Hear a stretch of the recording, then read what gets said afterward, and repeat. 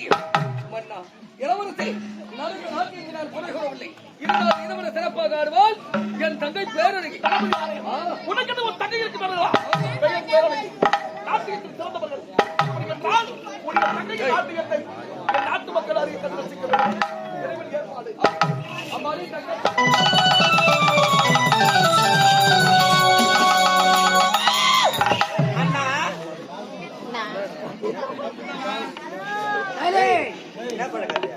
காலத்துக்கு மேல காமிக்க அனுமாரு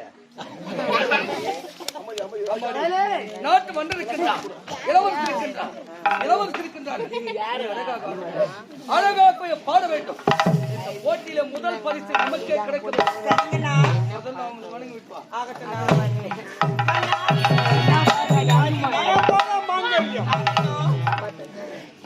என்னமோ வாழ்வே எண்ணம் ஈடறுத்தம் ஏண்டாடே ஊதாங்கோலே என்ன ஆயிட்ட காரணம்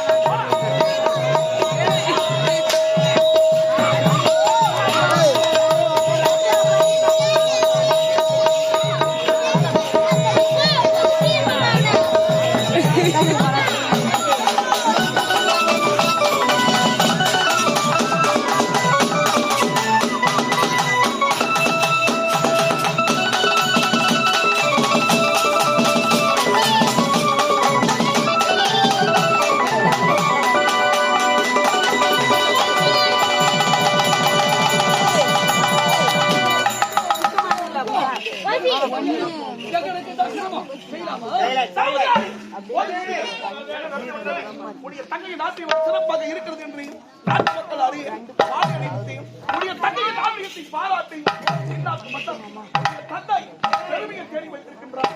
இதில் என்னங்க தவறு இருக்கின்றது?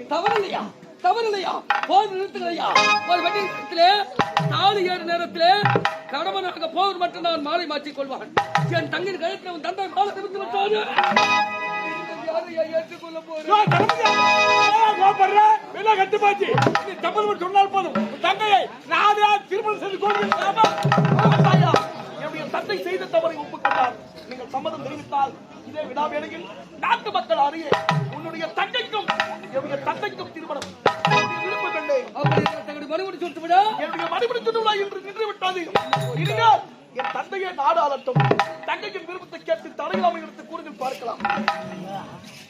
மனப்பூர்வமான சம்மதம்.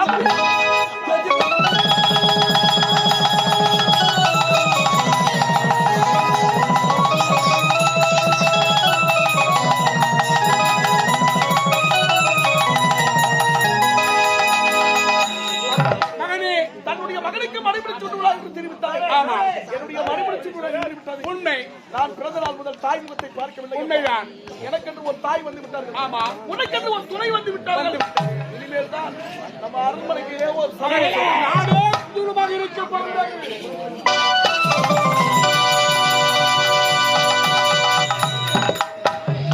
அமதி அமதி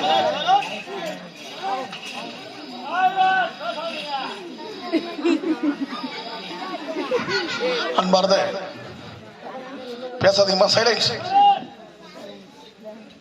அன்பார்ந்த நாடக கலாரசிக மக்களே, திருவண்ணாமலை மாவட்டம் ஆரணி வட்டம் எங்கள் ஆரணி ஸ்ரீ வள்ளி நாடக மன்றத்தின் சார்பாக நன்றி வணக்கம். இன்று இரவு நம்முடைய புனிதமான மேடையில் நடந்து கொண்டிருக்கும் நாடகத்தின் தலைப்பு இதுதான் இறைவன் தீர்ப்பு, இதுதான் இறைவன் தீர்ப்பு என்னும் நாடகம் நடந்து கொண்டிருக்கிறது.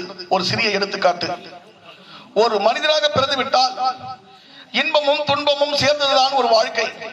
அப்படிப்பட்ட வாழ்க்கை நாம் வாழ வேண்டும் என்று நம்மை பெற்றெடுத்த தாய் தந்தை ஒருவர் மனதை ஒருவர் புரிந்து கொண்டு அக்கினியை சாட்சியாக வைத்து திருமணம் என்று ஒன்று நடந்து இல்லற வாழ்க்கையில் கட்டுப்பட்டு 10 மாதம் சுமந்து பெற்றெடுக்கின்றார் நம்முடைய தாய்.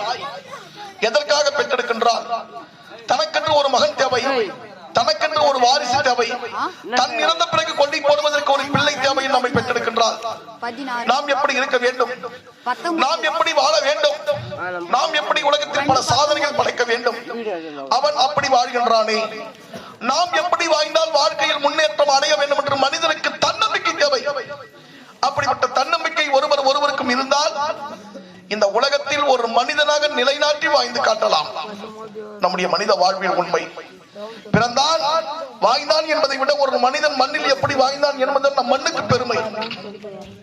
அப்படிப்பட்ட இந்த இனியதோர் நல்ல நேரத்தில் ஸ்ரீமத் ராமானுஜம் தெய்வ தேத்திரமாய் விளக்கக்கூடிய இன்னும் நீர்வளம் நிலவளம் குடிவளம் பொருதையே, இன்னும் நீர்வளம் நிலவளம் குடிவளம் பொருதையே நம்முடைய பொற்குளம் கிராமத்தில் வாழ்ந்து வருகின்ற கர்ணம், மணியம், நாட்டாண்மை, பெருதனம், ஊராட்சி மன்ற தலைவர், உப தலைவர், வார்டு நம்பர், கவுன்சிலர், இளைஞர் மன்றம், மகளிர் மன்றம், கிராம பொதுமக்கள், தர்ம கர்த்தாக்கள், நம்முடைய விநாயகர் சதுர்த்தி விழா குழுவினர்கள் அனைவரும் ஒன்று சேர்ந்து எங்கள் ஆரணி ஸ்ரீ வள்ளி நாடக மன்றத்தை பாராட்டி நம்முடைய கிராம பணமாக ரூபாய் 501 கொடுத்திருக்கின்றார்.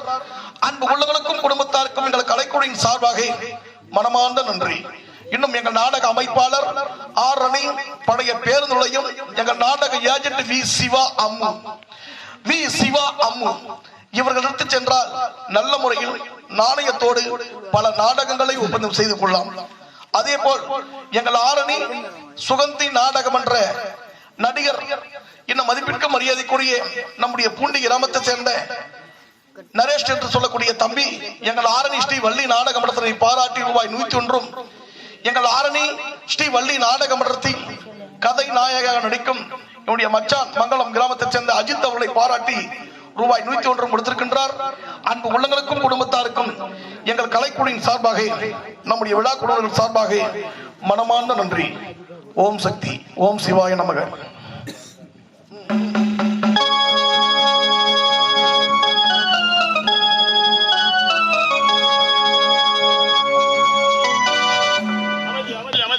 இந்த நல்ல நேரத்தில் திருவண்ணாமலை பதார்த்த மார்க்கெட்டிலே பணிபுரிகின்ற கரு வேப்பிலை வியாபாரி கந்தசாமி என்பவர் எனக்காக 101 ரூபாய் அன்பளிப்பு அளித்திருக்கிறார். நான் அவருக்காக என் மனமகிழ்ந்து என்னுடைய அன்பு பரிசாக ஈபிகோ 362 செக்ஷன் படி அவருக்கு நான் தூக்கு தண்டனை வழங்குகிறேன். ஆர்டர் ஆர்டர் 1000 ரூபாய் கொடுத்தீங்கன்னா உங்களுக்கு ஆயுள் தண்டனை.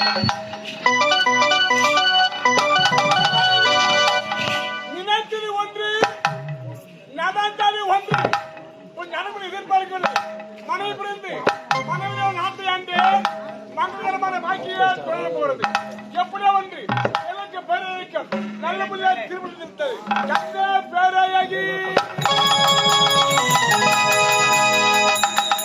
பதிபக்தி பதிபக்தி பேரழகி அமைதி தேவை, அடக்கம் தேவை, பொறுமை தேவை, குணத்தை காட்டு கோபத்தை காட்டாது, பசி ருச்சரியாது, ஆழ்ந்த பயமறியாது, கோபம் போக தெரியாது, குழந்தை காட்டு கண்ணே பேரழகி. என்ன நீங்களா என்னுடைய ஆசை கணவர். நீ யார்? உங்களுடைய ஆசை மனைவி. கணவனுக்கு மறுப்பேது. பேசவே கூடாது. ஆமா. கண்ணை பிறகு என்னங்க? எப்படி ஒன்று நம் இருவருக்கும் நல்ல பிள்ளையார் திருமணம் விட்டது. இருவருக்கும் இதுதான் முதலிரவு. கண்ணு விட்டு இவைகள் பிரித்தாலும் பிரிக்கலாம், கடல் விட்டு அலைகள் பிரித்தாலும் பிரிக்கலாம், நிலத்து விட்டு நீர் பிரித்தாலும் பிரிக்கலாம்.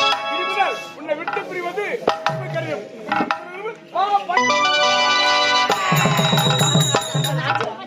என்னங்க என்ன தொடாதீங்க தொடாதீங்க. என்னங்க நான் ஒரு உண்மையை சொல்லுவேன், ஆனா நீங்க என்ன திட்டவே கூடாது. என்ன திட்ட மாட்டேன். என்னங்க நான் இன்னில இருந்து 3 நாள் மாத விடாங்க. வரக்கூடாது, பேசக்கூடாது. ஆமாங்க. என்னங்க நீங்க நிலையில கூட மிதிக்க கூடாது. 3 நாளைக்கு வீட்டு வாசப்படி வெளியே ஒட்டுட்டு தான் படுக்கணும். வீட்டு வாசப்படி உள்ள காலை வச்சுங்க, உங்க காலை 2 வெட்டிடுவேன். உள்ள படுக்கணுமா? கண்ணை பிறகு படைப்பு இருக்குதானே. கண்ணை பிறகு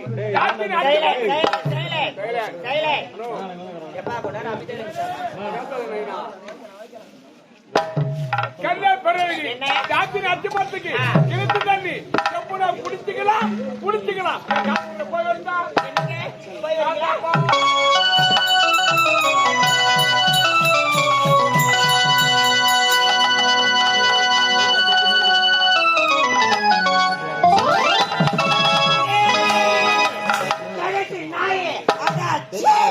உனக்கு எனக்கு முதலிரவா? அட பாவி, 20 எங்கே 60 எங்கே? அவனுக்கு எனக்கு ஏணி வச்ச கூட ஈடாகுமா? அவன் எப்படி இருக்கிறான், நான் எப்படி